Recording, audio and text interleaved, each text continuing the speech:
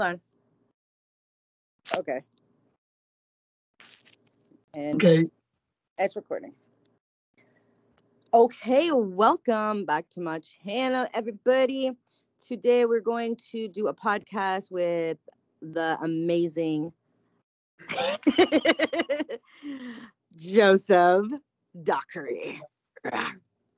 It seems everybody's loving you. My God, we got a lot of people asking more. Where's more? Where can I find Joseph? Where can I find? Does he have his own channel? So you just come on my channel unless you want to start up your own channel. Yeah, I do have a channel, but very limited content. I don't feel like, for myself, I don't feel the need to showcase myself or anything like that. For people that somehow reach out to me and request services, I do specific stuff, and I'll help them along their journey, but I just don't feel inclined to push myself at this point. I feel like I'm still a student, and I don't feel like me personally, I should be out in the forefront. That's not me being humble, because all of us have egos. On my channel so much, you're gonna get sick of him. All right, we cool. might have a guest appear tonight. I don't know. he's in the underworld right now. He might come up. Demetrius Tessarius was supposed to come on with us, but where he lives, it's probably like 2:00 a.m. where he's at right now. Yeah. He's probably sleeping. But I don't know. So, okay, so yeah, I don't know what Joseph has planned for us guys, but get your pens and pads out if you want to jot some notes down, because he does cover a lot of information, and I'm gonna let him do a lot of the talking, and I'll come in if I have something to say and whatnot. So yeah, what are we doing today? So this is a pretty advanced Luciferian treatise called the Sefer Urok Ruko. Blurry. Pull it back a little bit. Okay, it's still blurry. Yeah, it's forward. So it's the Urok Ruko, and the author's name is Giles de Laval. And where can people get this book? This book? This is published by Aeon Sophia Press. I believe he also puts stuff out on, if I'm not mistaken, Fall of Man or Exacxar. But you can get this through Miskatonic Occult Books. They carry everybody's stuff. The harder to find titles. This would probably be one of the harder to find titles, but if you're supposed to have a book, you'll get it. That's just the way this stuff works. So we're just going to do a read, an analysis, and commentary on a little bit of this book. So without further ado, let us begin. On the feminine, dark, deep coolness of lunar energy. The Hindus call this Shakti. Shakti is a beautiful and multifaceted concept far beyond the scope of this document. But for the sake of simplicity and for these narrow purposes, it embodies the idea that the absolute, be there such a thing, is slightly more feminine than male. For this reason, now we're talking about the void. For this reason, the default gender of a witch occultist or magician is referred to in this treatise, is the standard pronoun herein. And we will not be referring to he. So what he's saying all through this book, instead of him, he says she, because he feels like the witch and the void and the principle of infernal energies is feminine in nature. So, okay. This convention is adopted for numerous reasons. To honor the witches of the moon, whose transcendent genius brought this work into the universe, to continually challenge the reader's false sense of equilibrium by this gentle assertion against the androcentric reality tunnel imposed upon the unconscious by its development within the constraints of common culture, by continuing to precedent of resisting and default hierarchies of paradigms employed by writers such as Gurdjieff and to toss my pebble into the side of the scales that seeks to balance 20 centuries of malevolent, phallophilic entitlement. Now, what he means by that is all the religious documents and spirituality, they say God is a he, and they'll say the devil, they'll refer to the devil as he. Everything's he. And he's arguing that no, the infernal energies are feminine in nature. Stop referring to these things as phallic when these things are, in fact, feminine. The infernal energies are receptive, and the students of infernal energies are receptive. So that's what he's saying. Do you have anything to add to that, Eldora?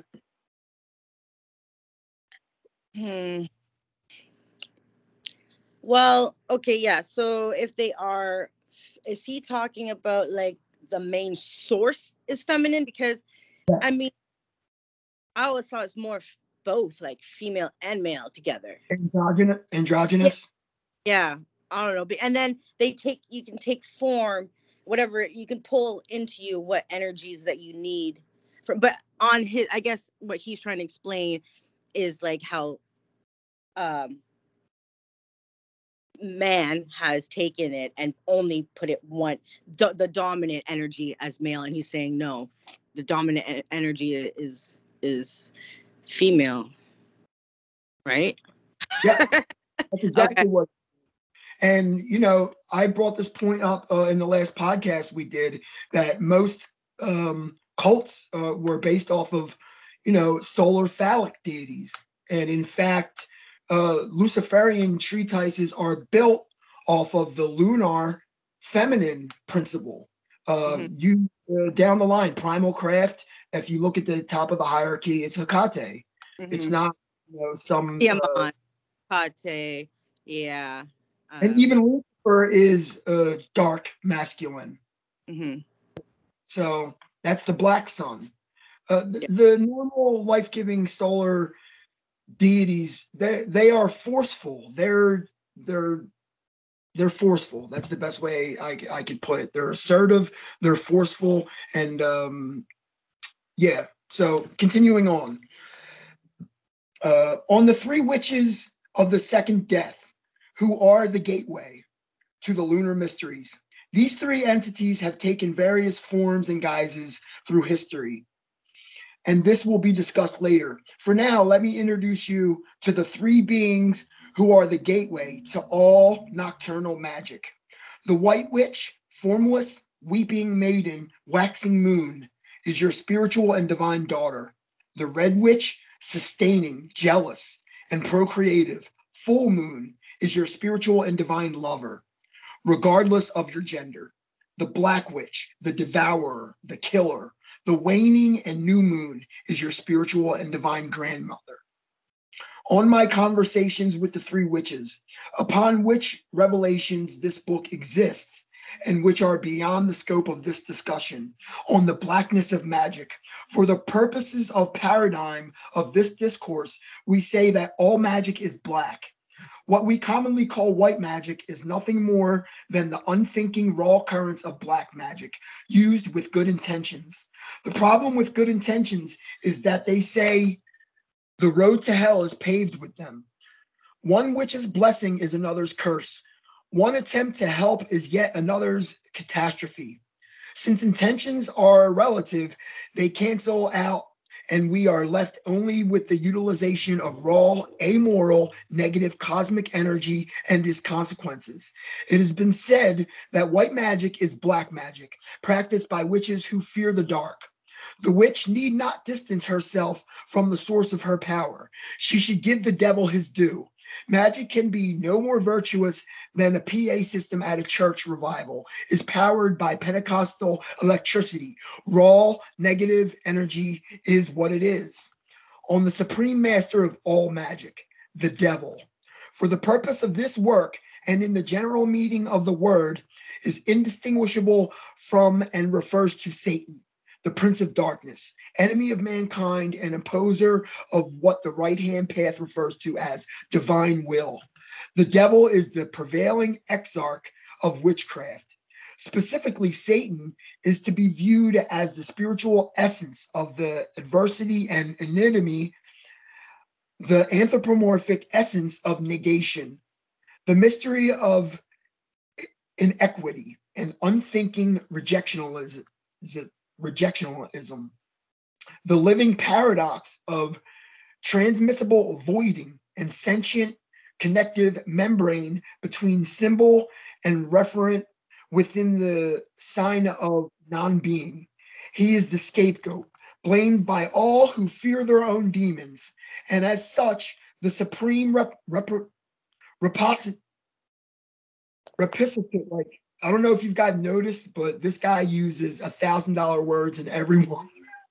A little bit pretentious, but I just make it up. Just say it as if you know what it means. Like, just go.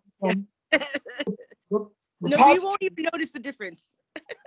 No, I don't want to come incorrect though. I like to put it across as the author intends. So excuse me for that, guys. Repository and capacitor of stored karmic energy, no which of any real power is at enmity with Satan.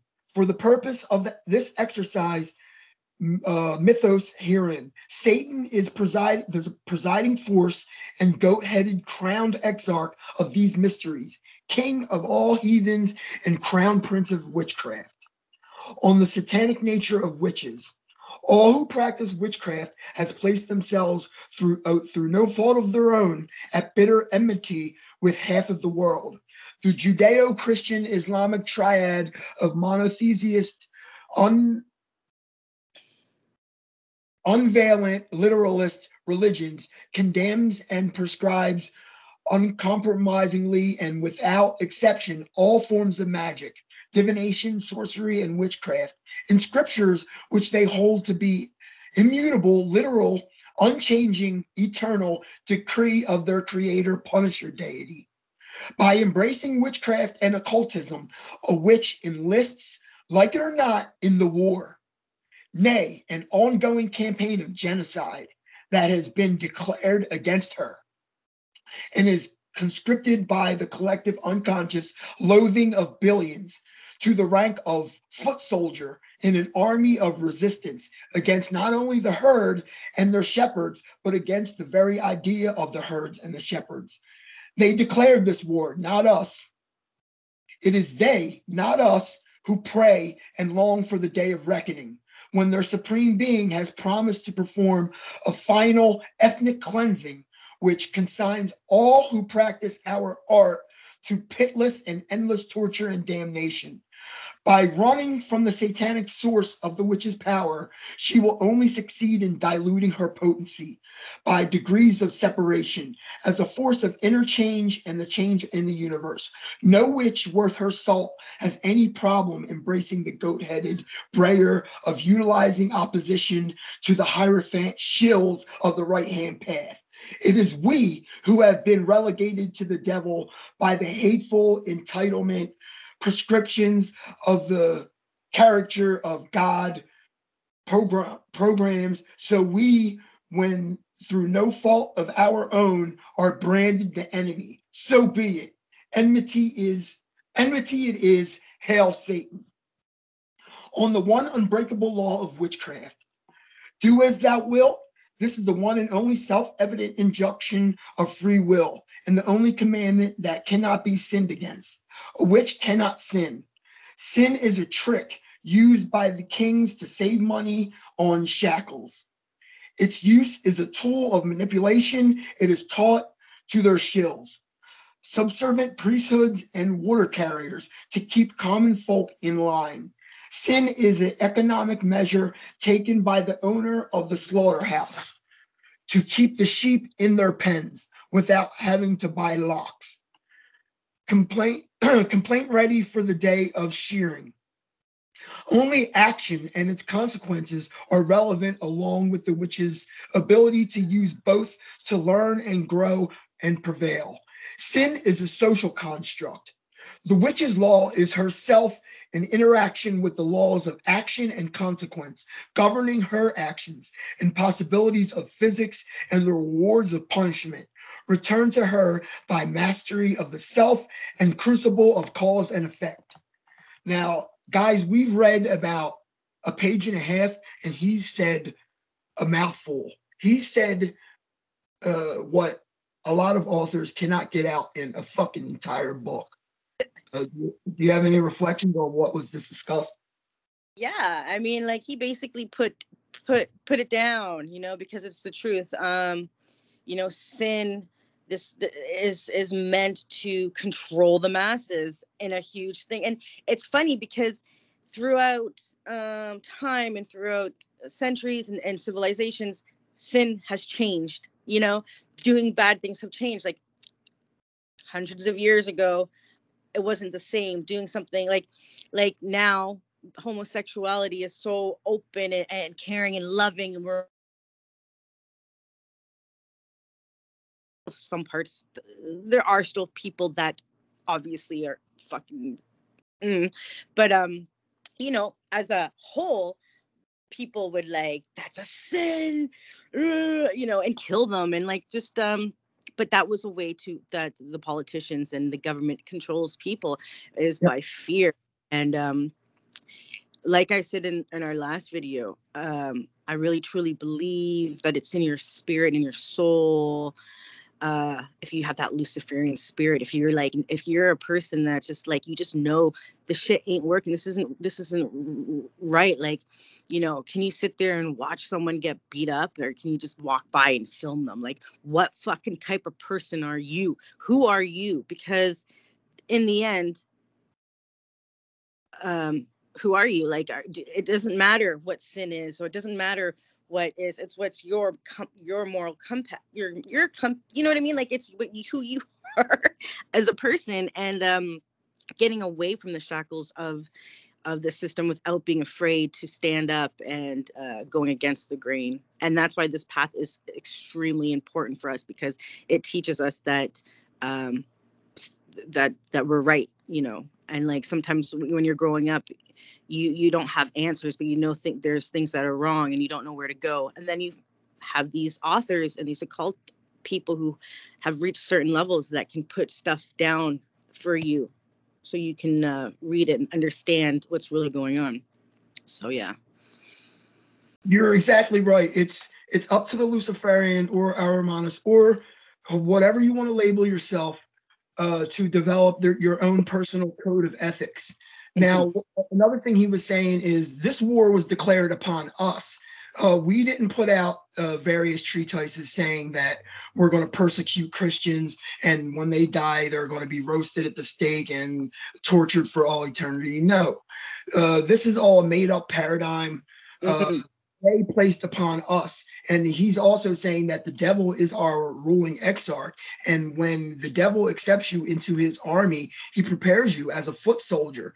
And part of our practice is we invoke the heroes of renown. We invoke the fallen archangels. And by invoking those powers, if we're on a train and we see someone getting raped, we fucking act, because we have invoked the spirit of the heroes of old. And the people that claim to be good Christians stand there and pull out their fucking phones and record. That's fucking right. Yep. I'll just tell you a funny story that just happened actually last night. So there was somebody from my past that decided to pull up in my house that was not invited, who was a Jehovah's Witness. And I was, for the first time, I was like, oh, okay. There's obviously more to the story, guys, but let me just get to the story. I was wearing my Ariman shirt and my Pazuzu necklace. I was just on my way out, and I approached him and he started to preach Jehovah. And then he looked down at my shirt. And he's like, I'm like, that's right. And he was so scared. And this energy came through me, and he was fucking scared. I didn't even have to say much, but because I confronted him with this pure energy that came from me, and and it's funny because he's never seen this symbol, you know, he's never seen Arimon's symbol. Like, you know, usually some people could be like, oh, that's from like a movie or something, but like that sigil is very, very powerful. People, especially for Christians and people that are like, they that's something that they're, because he was fucking terrified. Don't fuck with us, motherfucker. Don't put your shit on me. Don't put, you know what I don't like? It's like they can put their shit on us, but once you start to be what you are, they can't handle it. They can't fucking handle it, you know? Now, I want your audience to pay attention to this next portion that I'm about to read, because this has a lot to do with the private Luciferian mysteries, meaning when you start initiating into these currents, don't talk about it with people that aren't of your ilk. Don't talk about it with non-practitioners, because you'll be labeled as crazy and it'll sound like you're insane. Yep. Now, on the truth or falsehood of this book, to speak the truth about magic is to lie about it. The moment you plainly reveal the mysteries of the occult, you make everything you say into falsehood. Satan, the exarch and presiding archetype of all magic and heathenry, is aptly called the father of lies. Lies, fictions, myths, arbitrary shapes are a carrier wave in which the truth is esoteric, knowledgeable, embedded for transmissions from one witch to another. It has been said, nothing is true and everything is permitted. Fictions are structured in every specific way so that the scaffolding in hyperspace outlines the mysteries they reinforce. One who is still and sees the world of magic in terms of absolute objective truth and falsehood is mythostructure, is still trapped in the mundane and the muck, and has yet to raise her eyes to the stars. This book is to be read and understood by opening oneself to the imprints in higher space by process that underlie than the mere words and graphics contained in these pages. The witch is encouraged to leave behind the obsession with truth and falsehood. Magic is about coherence and potency of doctrines contemplated in the subjective universe, on light and love and compassion. Those who focus and obsess on what they believe to be light and the detriment and denigration of darkness create from the light a tyranny infinitely more gruesome than the despotic and whatever darkness they claim to despise. The right-hand path are emissaries of the light, and look with havoc and despair they have wreaked. Look what havoc and despair they have wreaked upon our sad race. The witch has at her disposal the entire spectrum of human experience, love and hate, violence and gentleness, wisdom and immaturity, jealousy and generousness, stress and serenity, pettiness and magnanimity, desire and detachment herein. The witch will not be asked to choose between these once and for all, a part of the codified system. They are not a trick.